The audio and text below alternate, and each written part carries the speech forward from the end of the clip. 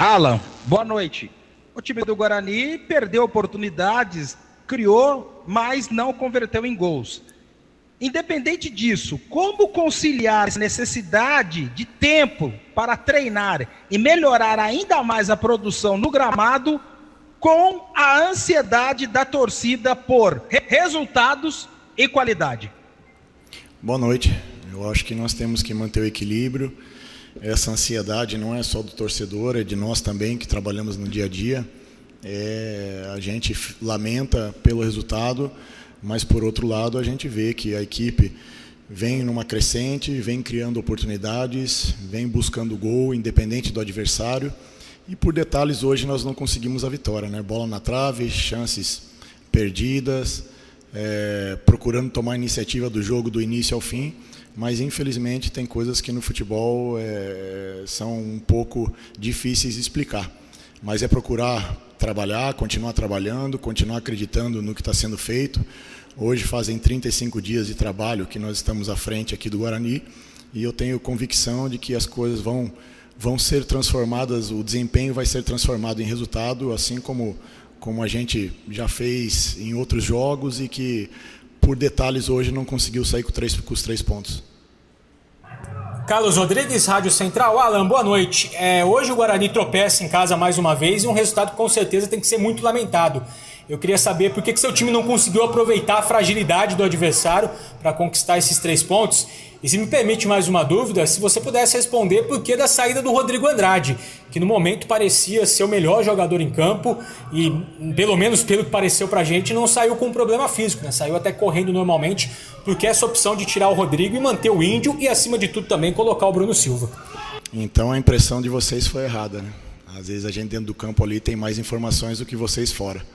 Ele pediu, ele sentiu o cansaço, já estava num limite físico, né? E a gente conversou com ele, ele falou que não tinha mais condições de conseguir render o que vinha rendendo, e a gente optou por manter ali um sistema que nos dá segurança para poder atacar com os 2 laterais ao mesmo tempo. E a gente lamenta o resultado, não pela fragilidade do adversário, mas pelo que a gente rendeu, né? Então é muito questão de ponto de vista. Então a gente rendeu, o resultado não apareceu, e aí é difícil explicar para você uma bola na trave, né, uma tomada de decisão, de repente não sendo a melhor possível. Poderíamos finalizar em gol no primeiro tempo e escolhemos tentar o passe para o companheiro, mas isso são circunstâncias do futebol e quem está no futebol sabe muito bem como funciona isso. Isabela Sabélico, da Tati, Record TV Campinas. Alan, boa noite.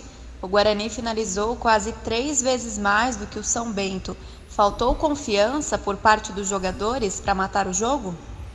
Eu acho que faltou um pouquinho de tranquilidade e um pouquinho de sorte, né? Uma bola na trave não é falta de confiança, de repente uma finalização um pouquinho mais rápida também não é falta de confiança. São tomadas de decisões que o atleta executa ali dentro de campo e que a gente de fora tem mais tranquilidade para analisar, né? Se é certo ou se é errado. Mas, de repente, dentro do jogo, as circunstâncias elas são um pouco mais rápidas e um pouco mais difíceis do que a gente vendo de fora. Então, eu tenho certeza que o grupo tem confiança total, tem confiança no trabalho, tem confiança neles mesmos e, infelizmente, hoje, por detalhes, por pequenas tomadas de decisões, por um pouquinho de falta de sorte, a gente não conseguiu sair com 3 pontos. Fernando Lovato, Rádio Planeta Guarani. Boa tarde, Alan. É mais um jogo, né, que o Guarani cria muitas oportunidades e não consegue concluí-las em gol. Já que no jogo contra o Botafogo foi um chute com a bola desviada e contra o Red Bull um gol de pênalti. Você acha que os jogadores de frente são mais jogadores de prepararem a jogada e não finalizarem tanto, ou hoje foi uma circunstância do jogo, o Guarani não conseguir marcar gol? Nós tivemos 15 finalizações e, se não me engano, 8 no gol, né? E aí entra a questão do detalhe, né? É uma bola na trave, uma defesa do goleiro, uma tomada de decisão talvez não a melhor possível no momento da finalização. Eu acredito que todos eles têm poder de finalização suficiente para definir uma partida, têm qualidade suficiente para definir uma partida, né? Isso não sou eu que estou falando, é o histórico desses jogadores. e a gente vem trabalhando, procurando evoluir nesse quesito, que a gente vem criando muito, né? Em 35 dias aí a gente conseguiu dar um perfil um pouquinho mais ofensivo à equipe e procurar ter um pouquinho de tranquilidade na hora da finalização para que a gente possa aí converter as chances que a gente vem criando em gol. Gabriel Castro, da CBN Campinas. Alan, até os 34 minutos da segunda etapa, enquanto esteve em campo, o Bruno Sávio, que se movimenta bastante, caía pela direita, cruzava e ninguém conseguia concluir. Quem que era o jogador responsável para estar dentro da área e fazer a finalização? Não existe um jogador responsável, né? Ele é um jogador que finalizou, se não me engano, 6 vezes ao gol, né? Tanto com os pés como com a cabeça. Então são circunstâncias do jogo, é um jogador de mobilidade.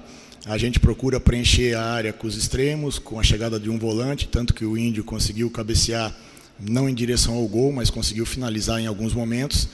E essa mobilidade, ela é natural, né?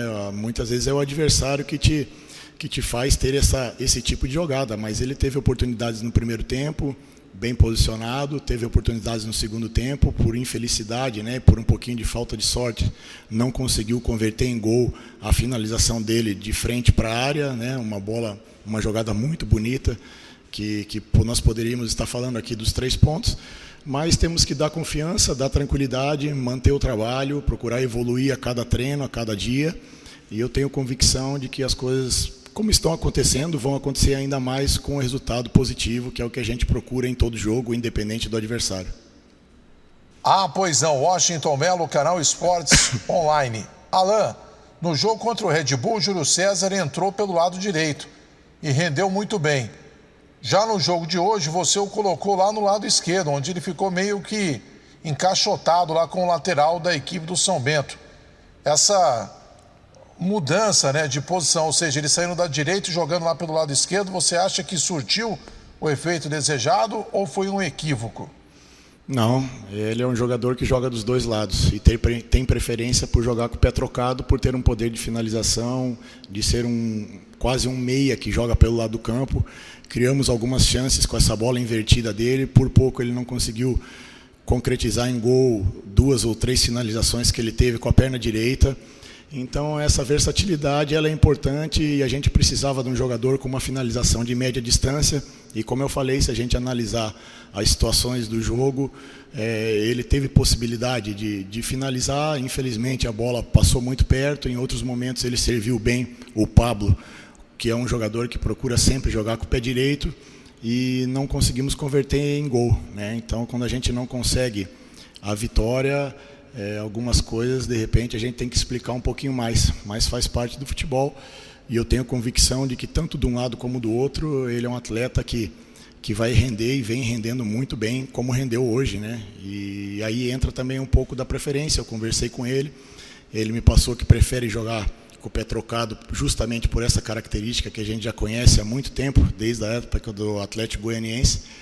Então a gente vai procurar, dentro da possibilidade, dentro do momento do jogo, deixar o jogador numa situação mais confortável possível. Marcos Luiz, Rádio Bandeirantes.